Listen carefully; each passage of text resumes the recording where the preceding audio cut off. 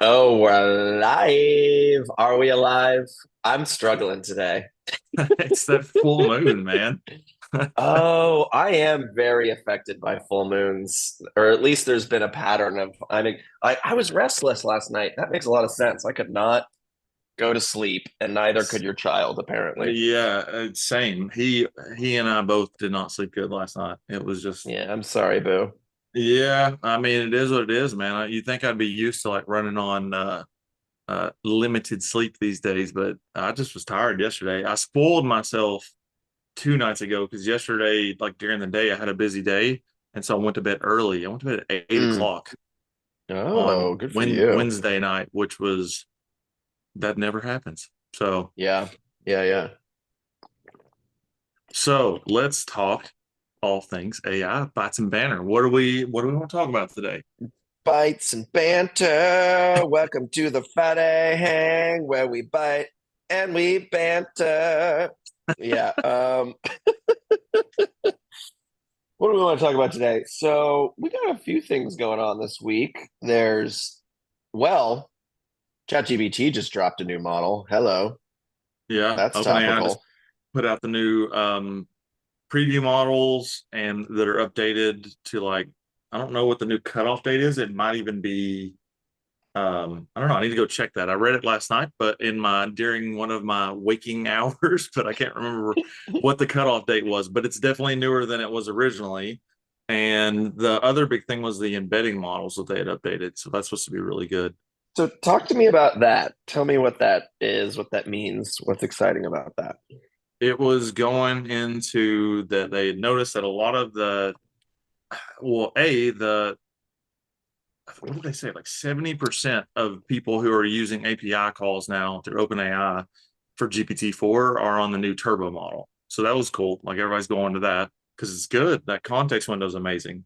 So the new Yeah. embedding stuff is basically how you take um, the data that you're sending over for like training it for like RAG retrieval or any of the assistance type stuff. And they're, excuse me, improving on that. They made it cheaper, Mm. made it faster, all the things.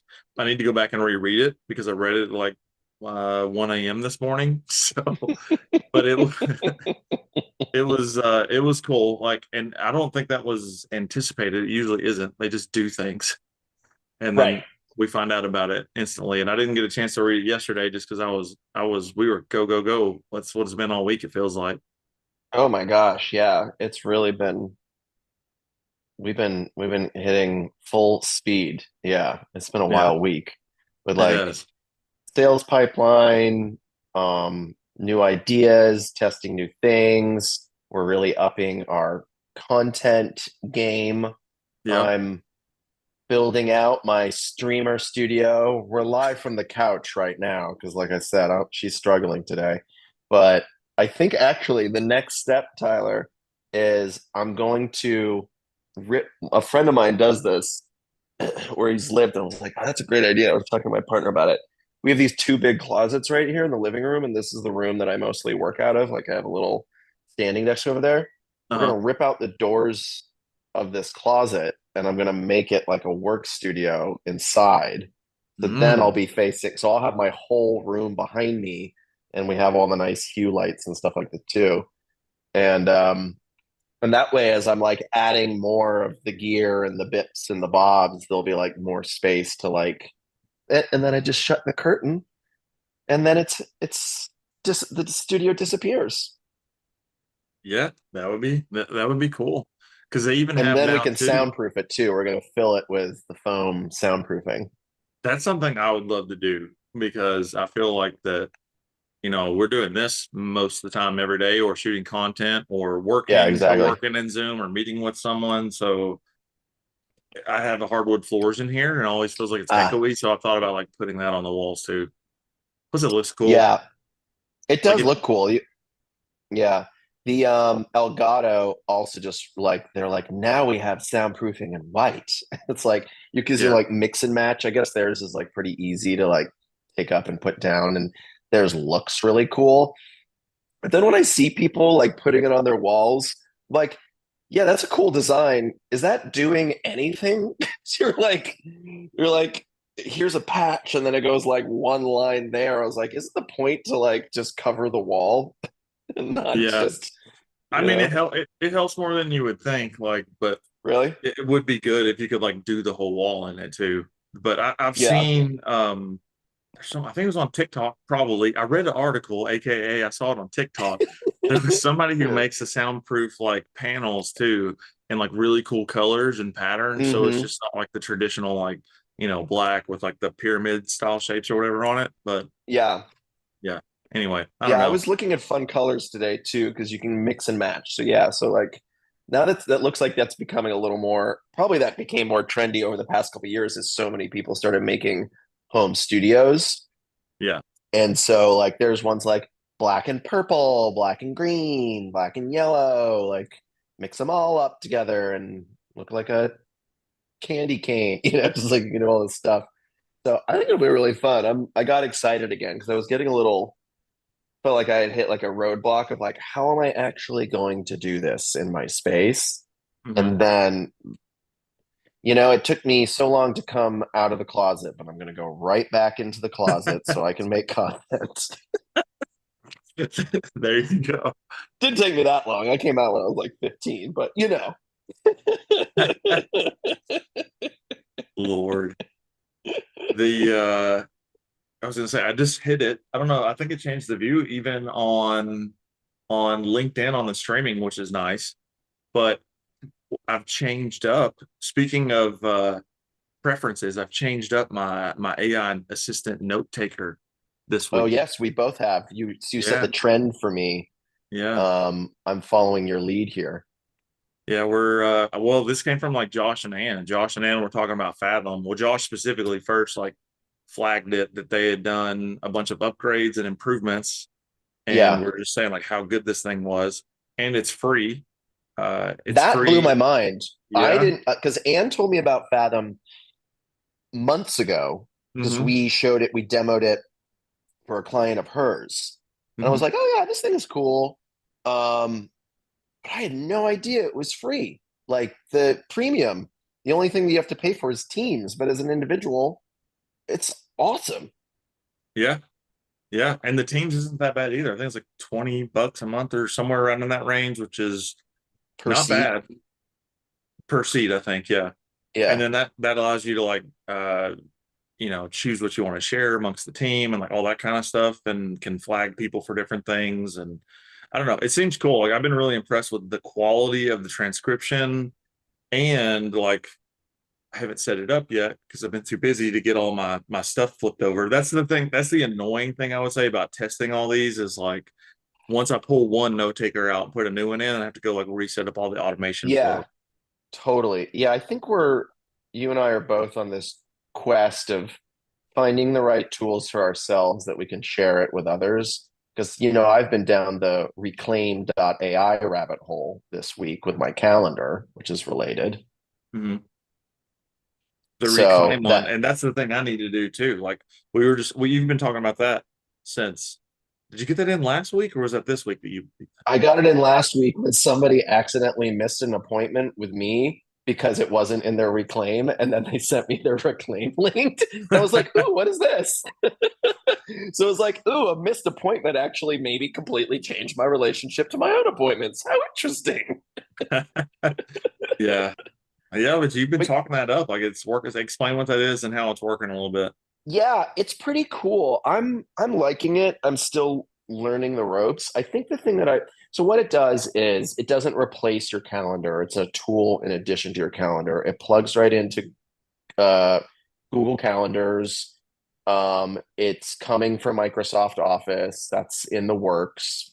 That's not available yet, to my knowledge. It wasn't as of last week. Um, and pretty much what you do is they have their platform where you can set stuff up. You can link all of I have a million different calendars, right? Or I have at least 10 to be realistic. I have at least 10 different calendars that are across three or four different email addresses. Same. And yeah, and I'm on a Mac. I've mostly just used the calendar app And I still like the calendar app. I have to say, like just seeing everything in one place is nice. Hmm. Um, to turn it on and off. And I like having it on my desktop as opposed to using a browser window, personally. But so that's been a little of adjustment because now I'm what Reclaim does is I'm using it through our Light Magic email, and it now sees I give it access to any of the calendars I want it to see. So then it can see everything in one place. Nothing extraordinary there. Then when it gets cool is you can teach it habits you want to instill. So, and then set different priority levels for them. So for me, now that we're big on content creation, I tell it I want to make uh I want to have at least 2 hours it in 2 hour blocks, 3 to 4 days a week that's dedicated to content creation. Hmm. And it goes, okay. And I say that's a high priority, or maybe I say like it's a middle priority. And then I also, because I forget to eat lunch, I made lunch a very high priority. That's a big Uh, one. Yeah. it's a big one because if I don't eat lunch, I get very hangry, and I am not a pleasant person to be around. Um, so that's a big one, and that's at least 30 minutes, ideally an hour. So you set up all these things, I put in meditation in there, I put in exercise. So you can do these things that are like self-care, and then you can also do task-oriented things, heads down for 2 hours of focus time, do not book me, things like that. So you tell it what hours, you give them parameters for all of those different things, the levels of priority, and then it will look at your calendar and just put that in there for you. And then it also, you have like their version of a Calendly link so people can book you for times. And then when they book you for something, it'll show your preferred times based off your current schedule Mm. and other times that are available. And based off of what you've put as far as priority level for your tasks or habits, it will rearrange those around higher priority things, but it will always find a way to put it all together. And if you rebook something or move something, you're like, oh, I need to move this over here, it will auto arrange around that. So I don't think I've asked you this yet. Do you think that this could replace Calendly too? Like, does it give that sort of functionality? 100%. Can you do like, well, I don't know. Like everything I've seen that says that it can do that, it doesn't have all the. Calendly's pretty powerful, or it can be, because like you can do so many different types of meeting setups in there, and Oh, like see, pay yeah, I and haven't gather used it as information much. and all that kind of stuff. So What other kind of information can you put in count? Like what makes it really special to you? I mean, you can ask all the questions ahead of the meetings. It can be a paid meeting if it's like a consult or something like that. Mm, But I mean, I guess we could set that up also, even if we do like Reclaim and they don't have that feature set yet, that we could just set that up in an automation on our end, like a Stripe link and invoice or something. Um, yeah, but yeah, it's you could do that. Yeah, yeah, it's that. it doesn't, I don't think it has hi Francis, you want to come up? It doesn't have a paid um option for your time, I don't think. Mhm. But here, I'll show you what it looks like. I'm loving it.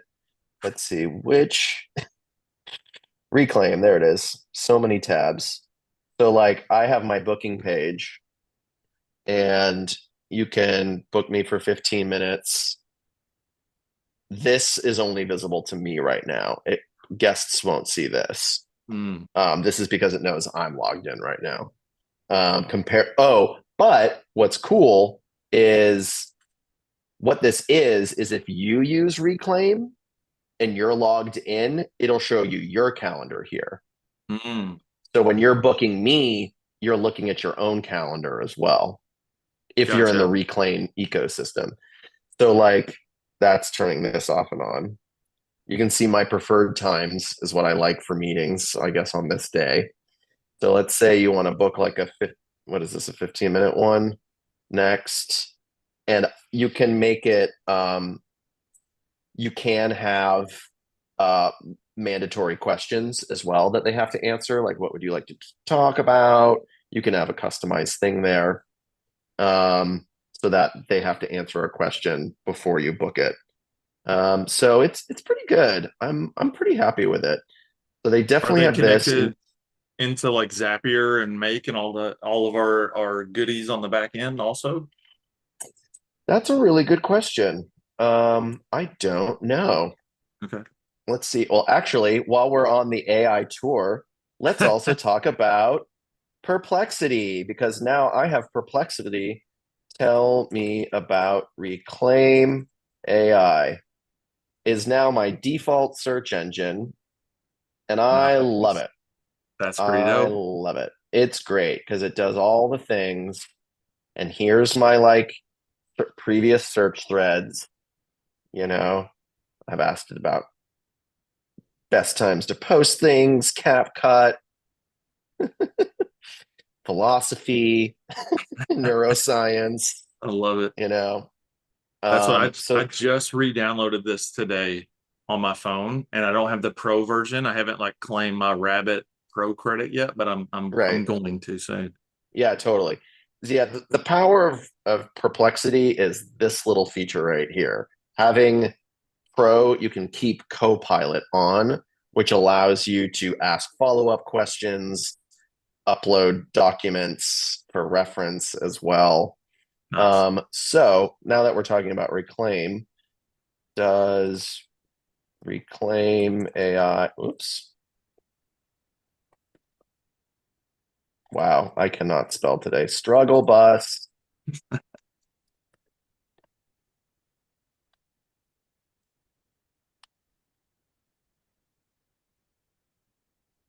And I love that it shows you like all its sources and all the things. It does not have connection to Zapier. Oh, but connects into Notion. That's interesting too, because Oh, that's the other yes. thing that we were talking about before we hopped on is that Notion Calendar just came out. And I just Right, downloaded that last night and got my calendars added into it, but I haven't played with it yet. And I've got several YouTube videos like saved I need to go watch. right.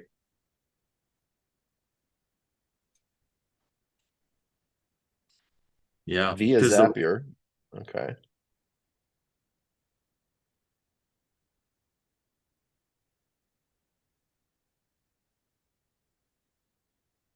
Interesting. So yeah, it looks like that we could do it. It just is going to be like a workaround right now, kind of. Mm. Yeah. So what would be the benefit of that if my booking calendar and my Reclaim AI is moving my calendar around and it's synced to Notion? Why is that cool? Um, well, Or because be like for helpful? yeah, for instance, well, it's not even necessarily Notion originally. I was thinking for Zapier so that like once you get done with a meeting or something, it can do like the follow-up call or not follow-up call, follow-up email sequence or whatever that looks like. But connecting Mm, it into Notion, depending on what the meeting is, where Josh just got set up for us that new Notion agency OS that we're going to test hmm out to be like our total operating system and use that as like just not it's going to be the CRM, our to-do lists, like our whole deal pipeline, all that kind of stuff. We're testing that out in there because like I'm a huge Notion fan. Like I love it. All my personal stuff's in there and it connects into all the tools that we play with in Respell and Cassidy and Zapier and Make and all the things, right? So like it just it would be cool to have one location that I can have not only my personal stuff and the work stuff all in there that plays nice with everything. So Oh, that's the dream. yeah, we'll see. I hope it works. Rick, what's What's up, up, buddy? Ricky? Oh, guys, can you hear me? We can hear you and we can see your AI learning sessions, AI Oh, to there we go. transform Boom. your There we go. business. There Oh, we it's Oh, go. look at that Now I'm magic. here. I opened the beautiful, doggy door. beautiful man. Hold on, let me find my hold on, let's get a different thing here going. I thought I had a good one. Oh, here, ready. Here we go. You're not ready for this. We gotta I know it's past the season, but what the heck? Oh, We're hey, going with Oh, Santa. Santa. There you go. What's always intriguing by this is Santa pissed that I interrupted his work, or was this actually a fake Santa breaking into somebody's house, stealing the gifts, and he got busted? That's the part Yeah, I'm never quite sure on with he that looks one. like he's stealing stuff to me, Yeah, he not putting does, stuff doesn't he? there. He's up to He's no jacking good. it. There's nefarious goings on, I'm sure. That's right. Yes, oh my yes. goodness. What's So happening with you, Tricky in Ricky? Sarah was asking in the chat about M365, the Copilot. Mm. So I'm a big believer that we are all going to start getting asked about that a lot. Hmm. Yeah, Uh, you mentioned that last week too. but it's hot garbage so far, if I'm being It's honest. hot garbage. That is the phrase of the week. Tyler So loves that.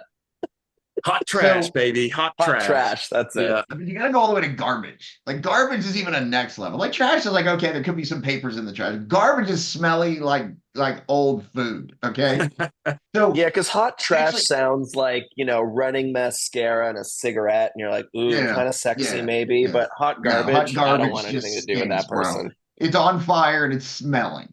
But so here's my assessment. I've spent a bunch of time in it. It's probably really good if you're not very good at the M365 apps because it kind of Mm, like allows you to punch above your weight class a little bit, right? Because Mm. it's like, oh, you want to do this? Click here. A lot of people are like, wow, I didn't even know you could do that. I don't know how you do that. But for me, I've spent 30 years using M365 apps. Like I use Excel formulas that are like as long as my arm. I'm not bragging. It's just I've just been doing it for a long time. So for me, I'm like, and I used to work at Microsoft for almost 7 years. So I've got tons of friends who work there, and they're all like, yeah, I can't do a damn thing with it. Everything I try to ask it to do, it's just like, nope, can't do it. Uh, like as mm, simple as like I spent an hour and a half the other day trying to get it to with Copilot. Like I can jury rig it other ways, but with Copilot, get it to take a Word doc and create a PowerPoint presentation. Like seems about as basic of a use case as you can get, right? We agree. Word Yeah. doc, you already got something. Now you want to kind of put it in presentation form. Nothing I could do. I was putting OneDrive paths in there. I was like doing this forward slash so it would start searching. I figured that out. Nothing. So I literally I do hear good things about Teams, that the integration with Teams is pretty good and it's helpful there to find stuff and whatever else. But so far, I'm going to keep after it. I'm not giving up. As I said in a LinkedIn post the other day, I'm a gritty kid from Pittsburgh. We don't quit. Uh, but so far, I just think it's not made for the us's of the world, right? And Stuff. so it's But hard for me to test it in a way that I'm is not. productive, if that makes sense. It does. Yeah. That's interesting that the PowerPoint thing didn't work. Like, so I had to make a presentation this week and I Mhm. tried both Canva, Magic, Canva, whatever you call it. Yeah. And I Magic. tried Tome or Tome, I don't know how you say it. I think it's Tome is right.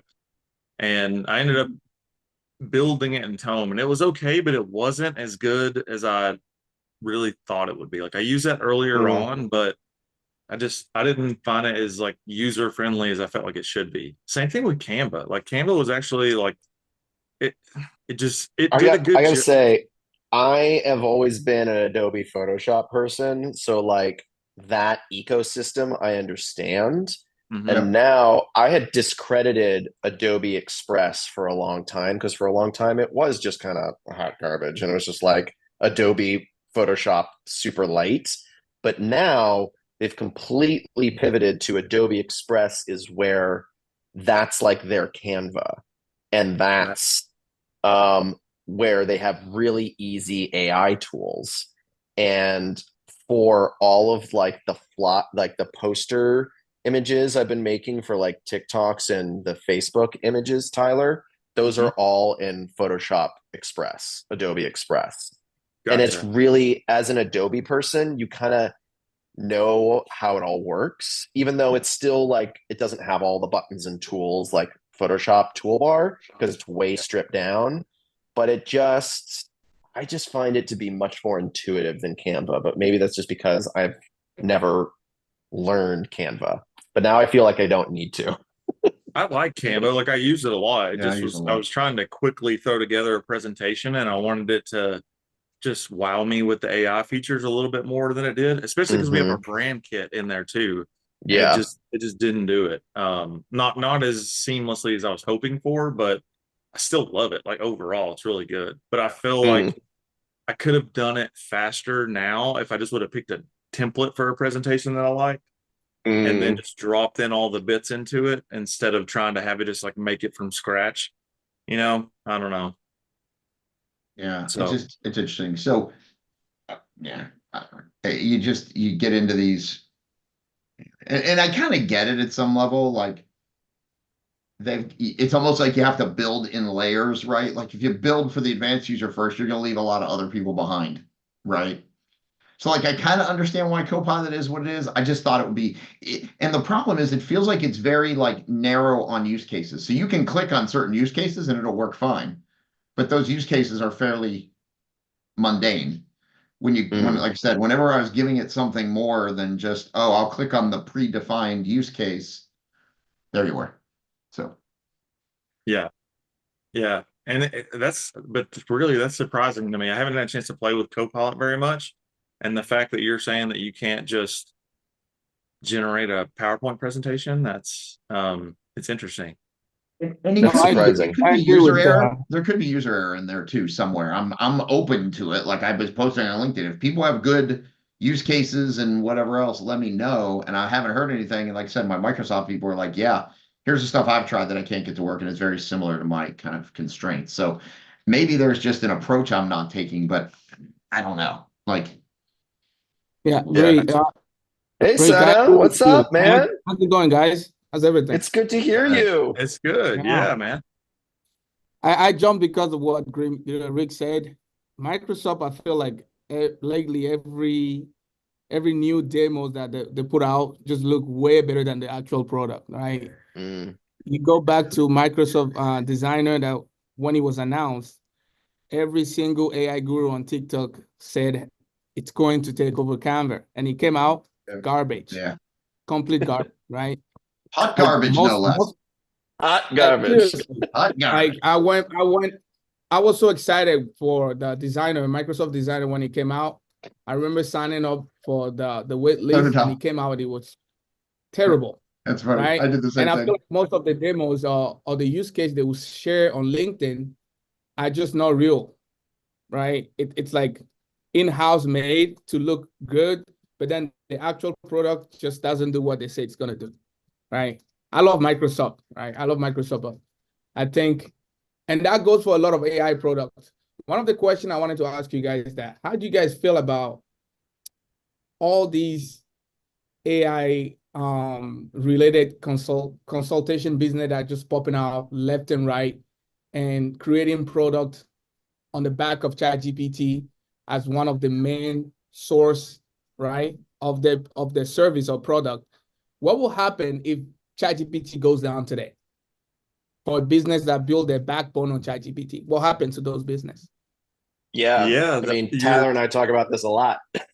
yeah, you're up a creek if you do that. Like that's like so one of the things that we do is we're build our workflows or stuff that we put into production to be model agnostic. So what I mean by that is that like Respell, for instance, is one of the tools that we use a lot to deploy things like that. And when we write prompts for prompt chains for some sort of like an AI automation or workflow, we write it for both OpenAI models and Anthropic models or whatever the other backup model is that we want to have. Or maybe like Claude is the one that we deploy and OpenAI is the backup. The other thing too is like if you have access to the Azure models too, it's highly unlikely that those will go down. I don't think that they're because like when back in November when they did the developer conference and all of the API, we had issues ourselves with like not being able to ping the API because they were starting to do rate limiting, but the Azure models worked because I think OpenAI knows that if they start messing with that, they're going to be in deep doo doo there. They're going to come calling. Well, I mean, you have a prime example of what you talked about. OpenAI almost like imploded not that long ago, and all of the companies that had built on the back of that thing were, they had a pretty stressful few days there, right? And the Yeah. other risk of building your stack on top of OpenAI is that they then vertically integrate straight over what you did, right? So, I mean, Typing Mind's a great example. That's a good product, but you could see a day, a year from now, where basically OpenAI finally decides they're going to spend 10 minutes working on the interface for the thing and Yeah. create a lot of that capability. And then Tony's going to be like, well, okay, there'll still be some loyalists, Tyler will use it till the day he dies. But you're not the ability to acquire new customers is going to be seriously hindered when people look at ChatGPT and like what's already there, and I'm used to it, to Hunter's point around interfaces you're used to and UIs you're used to. They're not gonna be like, oh, I'm gonna go do this new thing and learn a new UI when now ChatGPT has a lot of those capabilities. And there's a million businesses out there that have that risk of OpenAI vertically integrating straight over them and just giving the users no reason to go somewhere else to get that piece done. That's Yeah, for sure. Yeah, so you're referring to like the AI wrappers, basically. I mean, there's all kinds of solutions out there to what the gentleman was talking about that are positioned as something fancy when in fact they're just they're just built right on top of OpenAI and providing a capability. And not all of them that'll happen, but there's gonna be a set that OpenAI just vertically integrates over, right? Yeah, so there would be a set. So, but I'm gonna defend Typing Mind. I am, because I love that app, and I Tony's know you freaking do. awesome. So I got a story about that, by the way, but I always have a story. Go ahead. Even if ChatGPT, or even if OpenAI does do something that like kind of overtakes or steps into more of what they're doing, like the really big differentiator for them is that you can run any model in there in playground mode. Like essentially that's where I go in, and the main way I use that is that I test all of my prompts in there, because I can test it against like any model, open source, like we've got Llama, I've got the Mistral stuff in there, I've got all Anthropic stuff in there, and OpenAI, like, and you can run them, like you can fork to try it all. For me, that's worth it. Now I get most people are Tyler, not that you and the other 16 people on the planet who do that shit will love it. Like for your average person who's a ChatGPT user, they just want to be able to search on that left nav bar and find their freaking prompt, dude. That's all they want. Yeah. They want to be able to categorize some stuff by project. That's what they want. You know what I mean? So I get it. For different use cases, it's going to be, it's totally great. If they ever roll out folders in ChatGPT, I mean, like just that one feature. Like, what are they thinking? I don't know. They're not spending any moment on the UI. Like literally, my LinkedIn posts lately have been about like, how do you make your experience with that left nav bar less miserable? Yeah. So I think there's that. So my Typing Mind stopped working at one point. Something happened with my API. And so I had to, I lost all of my stuff in there. And when I went to export all my ChatGPT chats, I'm not kidding, every single one, no matter what browser I use, will not let me open it because it detects a virus.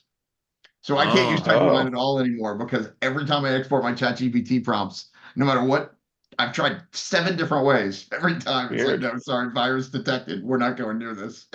I'm like, oh, okay. So I'm on a Typing Mind hiatus. That's what I'm doing, Todd.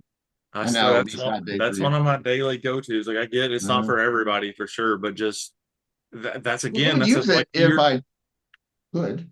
Your exact point of like no folders and not being able to really easily search through your chat history in ChatGPT, like just those 2 things alone are just, oh golly. You see my thing? Tell me if I'm wrong. I think the search function is available if you open your ChatGPT app on you can do it on the phone, right? On the phone you have access to it, right? But that doesn't really translate over to the desktop very well, at least, right? Like you can now know what it's called. So my latest thing is, I posted on it the other day, I've created a prompt junk drawer.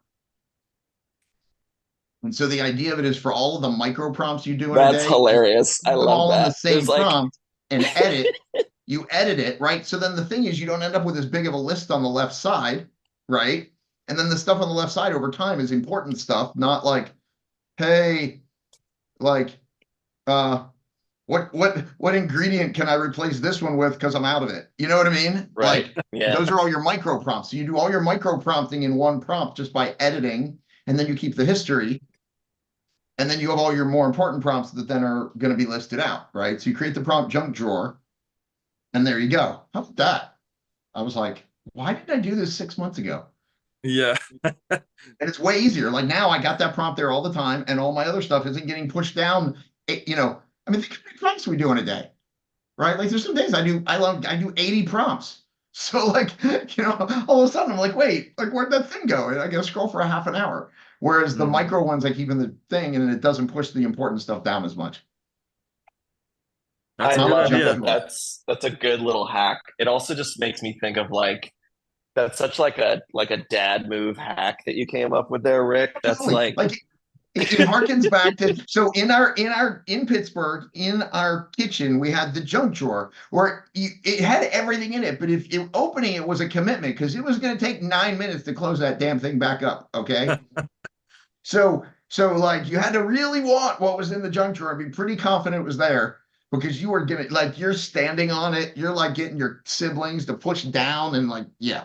So it's kind of brings me back to my youth in Pittsburgh growing up. I love that. Prompt junk drawer. Hunter, So- where did you grow up? I grew up in Los Angeles. Okay. Yep, born and raised. Yep. Trying to get back there. I'm done with these New York winters. Oh boy, I've done 20 of them. Oh There you boy. Yeah. Yeah. So Sana, what's your thoughts? Like you asked us about that, about how to all the new consultancies that are opening up and they're building their business basically around OpenAI and ChatGPT. Like what do you see happening there? What do you think? I had an experience with the company called Air AI. It's the AI company that create a solution for customer service where they have the robot making the call, calling a Tesla customer. I don't know if you guys seen those videos. Oh yeah, So yeah. that product came out and it looks amazing, right? The mistake those guys did was that they started hiring a lot of sales bros and got them into hotels room and gave them a camera. And the product just went downhill. If you go online now and you type in Google Air AI, all the reviews are in the 2 with bad experiences. Why? Because, like I said, a lot of this company comes out and the main objective is to sell and make money. But this is my personal opinion, right? I feel like AI technology is so new that even the industry leaders have not wrapped their mind around the possibility of what that technology can do, right? There's a lot of technical word that comes with getting into AI that the average person doesn't even know what's going on. Like you have 2 types of users. You have developers and you have the ChatGPT user, like Rick said, right? The guy that just want to go in ChatGPT and type, make me a recipe. And then on the other side, you have guys like Tyler playing around the most, how would I put it? The most exciting part of that technology, right? Trying to figure out how I can use this tool to improve most of my business processes, right? So you have those 2 types of users. So when you take out a product like that and you put it on the market in the hand of sales guys that have no understanding what they're talking about, like they cannot give you a definition of what generative AI is, what is machine learning, right? They're just gonna go out there, just try to sell the product. And when someone that knows the technology start asking questions, then there's no transaction that's going to happen, because I'm going to feel like I can't trust this person. All he's trying to do is to take my money, because you can't sell something you don't understand. Does that make sense? Totally. I mean, Tyler and I have been on one of those calls with someone. I think you know what I'm talking about, Tyler. We were checking out an enterprise thing and we were just like, oh, this guy is cool, but he really doesn't know anything about this other than the high level stuff. Yeah. Which, I mean, I think that's part of the newness of all this, and like the whole point of like about why people are trying to get training, and it's just going to take time for some of these things to catch up, because it's hard enough to figure out all the different ways to use some of these things, and then to be a salesperson or like have an entire team know how to use these things as like a power user, like even if it's on platform that you're working on, like for the example you're giving, Sana, it's like takes time to get people caught up to that speed too. So that's interesting you said that. So we're getting ready to start pushing a bunch of new content with this new idea that we have for, have you heard of Bland? Bland is like the same thing as, it's not same, but similar to Air, where it's it can make and receive like autonomous AI phone agents, essentially. So we've got that and deploy that in through Respell, but even I've been testing it just straight through their website too, like through Bland. They're good. It's really good. If you they're shipping updates so fast. I called it, when was this? I told you about this, Hunter. Like it was some night this weekend. I had them call me and I carried on a 5-minute conversation with this phone agent, and it and asked it some like really nuanced stuff, and it did not miss a beat. It was wild. It would cut me off a little bit sometimes, like it would jump in on the conversation, but it would still hear me and then address what I said when it started talking over me. And it was good. I was impressed. This stuff is gonna, I think things like that, like all this multimodal stuff is gonna really start catching fire here very soon. 100%. Yeah. Yeah, I'm more toward the learning piece of the technology, right? Trying to become an SME, right? Subject matter expert before even trying to sell things to anyone, right? That's my personal goal, right? Become an SME, understand how the tool work, what are some of the use cases when I take ChatGPT, for example, or when I take Gamma.ai, when I take Tome.ai, I want to be able to link the product to a real day-to-day life problem that can find a solution with the tool, right? Yeah, that's the best way to like, and that's what gets adoption. That's why a lot of these places are struggling with that too, is that, to your point of that, there's not enough people that know how to use the tool even on the internal teams, much less like a lot of the AI startups that are coming out, their knowledge bases, there's not much there. So it's go figure it out on your own, just playing around on these things. And just, I think most users won't take the time to do that.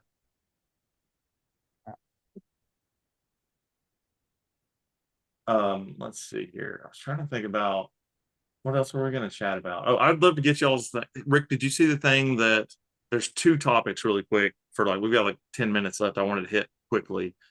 One was Carl's post that he shared about the HeyGen and getting like consent and thinking about that. Like we've been talking about that a lot this week.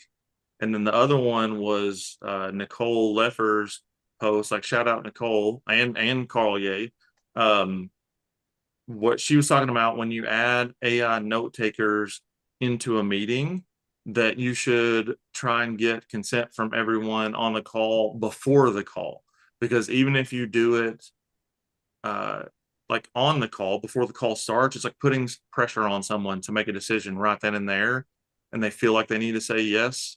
And doing that, like Fathom actually allows you to do that. It'll send out an email ahead of time to get people to approve it, which is, it's interesting. I don't know. It's 2 different talking points. So the HeyGen thing too, we'll back up to that one first. HeyGen was, Carl was consulting a company. They're going to be rolling out HeyGen avatars. And then they started having the discussions of, as they make avatars of their employees, do they own that in perpetuity and can use them in any way that they see fit? Or do they have to check in with that employee anytime they want to use it to get consent or like rescope how they can use it? Do they get, like Hunter asked a great question, do they get some sort of like kickbacks, like what with the Hollywood deal with the strike when they ended that, to be able to use their likeness on top of their normal salary and commissions? It's all these new like discussion points that it was an interesting like thing to think about, that we hadn't had those types of discussions until now. Well, I only make Tyler Fisk avatars, so I don't really know about that topic. I've got 40 of them that do different things for me. No, You and I've played Arya around. are Because they're I've all played wearing around the Steelers gear. Hagen. I played around the Hagen avatar. If you see my last video, I remember when I created when you upload the first 2 minutes as the data to feed the AI to build your avatar, before you can generate the video, it will ask you to read a consent form, right, on camera to make sure that you're the right person. When I first saw that, I thought up to myself, this is probably one solution towards deep fake, right? Because I wanted to create a faceless TikTok where I use Grok, right? I wanted to create an avatar stand-up comedian using Grok. Have you guys tried Grok yet? I I have haven't not. used Grok much actually. No. Mm-mm. It's What is it? Say insane. again. Grok, Grok, the How do you AI Elon. spell rolled out by Elon. It's It's insane. Twitter's. It's It's the very Twitter nasty. Grok. Yeah. it? Twitter. Very Okay, got it. GROK. Yeah. Yeah, so I wanted to create a faceless TikTok using Grok generated script to make a stand-up comedy, making fun of politicians. But then when I tried that, I got called out because I cannot use someone's face without getting their approval.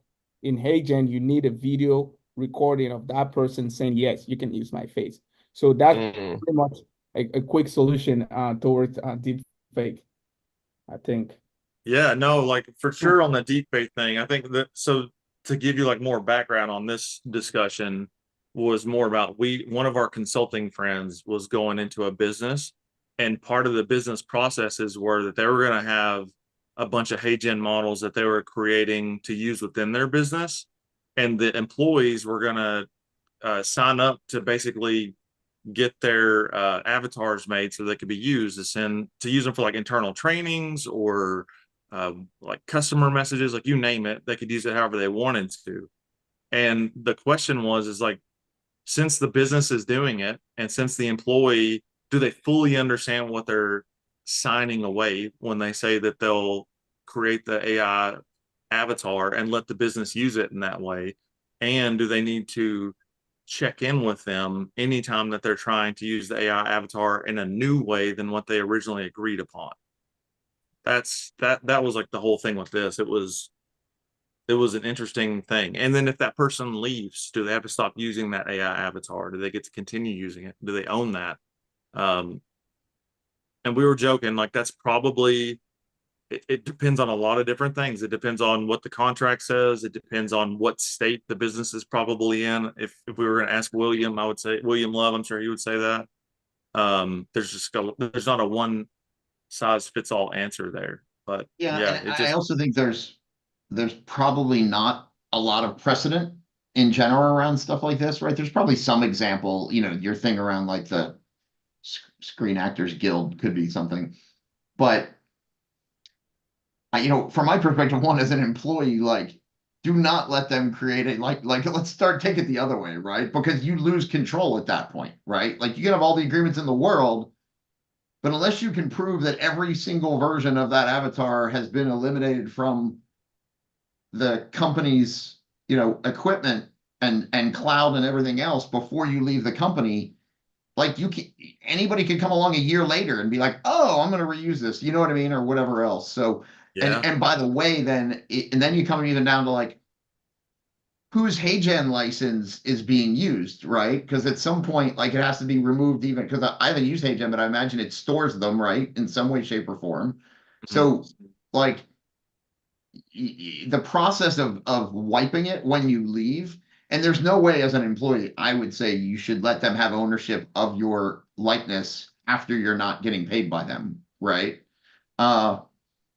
So yeah, I mean, if I'm that company, just to avoid the noise later, I'm not gonna do employee level. I'm gonna do like more general, you know what I mean? Like can you do like more corporate avatars that you own and that are unique to the company and depending on the output than like avatars of employees? Because that's just, I mean, somebody could quit tomorrow and just the mess of that is just, it's huge. Like, so from a pure risk mitigation standpoint, I personally wouldn't go near creating avatars of the folks who work on my team. Just seems the risk reward on that is just so out of whack from my perspective, at least.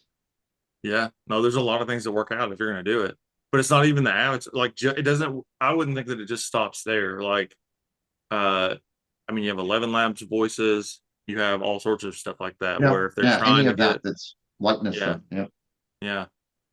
So yeah, that's true. that was that. The other thing was like I thought Nicole's points were really interesting about AI note takers. Like obviously we're huge fans of AI note takers. I've been using them nonstop for over a year now. And they're super valuable. But when you get outside of like the AI ecosystem where like all of the AI note takers join into the meetings, it's really uncommon for like people don't really know how to use them, or it kind of is a little bit jolting to them to see them join into the meeting. And so I think it's an interesting idea to try and get like let people know ahead of time that it'll be recorded and let them like say yes or no, that's okay. But also knowing people and that they don't always like read things or read emails and all that stuff, it's you might not be able to get that consent ahead of time also. But I guess the point is at least you can try and then ask again at the beginning of the meeting. Yeah, that's where it mostly is going to happen, I think, with a lot of people is at the beginning of the meeting. So let's take it Yeah. out of AI. What if you had, so say Hunter had a full-time assistant who was sitting next to him in every meeting he was in taking notes. I think you kind of look at it a similar way, right? Like if it's a potentially sensitive meeting in advance, you're going to reach out and be like, hey, is it okay if I have my assistant in the meeting to take notes? If it's not a sensitive meeting, you may at the beginning of it say, hey, my assistant's here going to help me take notes because I so I can focus on the meeting. But I wouldn't think you would go person by person unless it was an incredibly sensitive, you know what I mean? Like if you're talking about like the acquisition of a company or something, you may go in advance. And I would kind of look at it the same way personally, which is, at worst, I would assume an opt-in, meaning I might send out an email in advance saying, hey, I'm going to have an AI note taker in the meeting. If anyone has any issue with that, let me know, but I just wanted to give you a heads up. So that doesn't require everybody to respond before the meeting can start. Right. Opt But out I instead don't of think, opt in. Yeah. yeah, I don't think there's any world, unless it was incredibly sensitive, where you actually get permission from every single attendee explicitly in advance. Like, because then what do you do if 3 people didn't reply? Like, what do you do? You know what I mean? Like, Right. is the meeting canceled? Like, I don't know. I just think it's Yeah. logistically not terribly feasible. Yeah. And you could just put it in like your email signatures, email signature or something. So it's just always there, As like part of your in meeting the, invite. That's a great idea, yeah, right? in your I meeting use, invite, like yeah, yeah. I love that. you Yeah. never have to think about it. I Set and use an AI forget. note taker. It will be present in the meeting. Here's what it's called. So you don't have to wonder why this random Fathom or whatever, there's a million of them, or Otter or whatever. Uh, Yeah. and if you got any concerns, let me know. Yeah. That's how I'd handle it. Yeah. Yeah. No, I think that's a good way to look at it, like the assistant, like an actual assistant. But the Yeah. difference is though, is that I mean these things capture everything where a human Yeah. assistant's not, unless they're actually recording it as well, But, But but to I don't that think to your point though, like we've kicked out AI note takers in plenty of meetings that are confidential or whatnot. So like there's moments when you talk on and off the record. So it's kind of Yep. think of it in that light, I guess. But I look at it now. yeah. Feel the same I, way. I think there's Rick put it out where note taking in meeting is nothing new, right? The traditional way having a secretary taking note has always been here for years, but I think we're still at the phase where there is this wall in between us and AI that we're trying to like break down. Like the moment you mention AI, right, everybody is like trying to be really careful. And I think that's what's happening. Because note taking has Hmm. always been there, right? A lot of people have always have assistant, like a CEO having a contract meeting will always have someone taking note for them, right? Taking every single note. But Hmm. we just need to break down this barrier, right? Provide a sense of trust and security for the data being shared there. And we're not there yet. And to the point of Nicole, I think it's a fair point to let everybody know beforehand that you're going to use this type of tool that will record the meeting. but it's nothing new. That's how I see it. Yeah, yeah. No, I feel you on that. I just thought it was a good idea for best practice to not only let them give them the heads up ahead of time and then ask again or say something again at the beginning of the meeting. I think that's a cool idea too, because to her point, it's a really good point of like asking someone on the spot if that's all you do at the beginning of the meeting, especially if it's a bigger call. Like it's a lot of pressure to peer pressure, I guess is the best way to put it, to say yes versus no. But to Rick, to your point, that's exactly what I was thinking when I read that initially. Was have consent from everyone in the meeting, or the note taker won't show up. Like the note taker would never show up because people were never going to do all that stuff. Yeah. It also makes me think about like, you call any company and it's always like, this call may be recorded for quality insurance. It's like we're kind of used to, it's just the next level of that, like everyone has that now. Yep. If they want it. Yeah. All right, guys, I got to jump. I hope you all have a wonderful weekend. Thanks for hosting us and being wonderful Always. as usual. Yeah, we love it, dude. I'll keep you updated on my co-pilot adventures. Sounds good, man. See you guys. Hey, Tyler, a quick question before I jump off. I Yeah. noticed you guys you had the chance to jump on the AI exchange operation courses. You want to give me a quick feedback on that?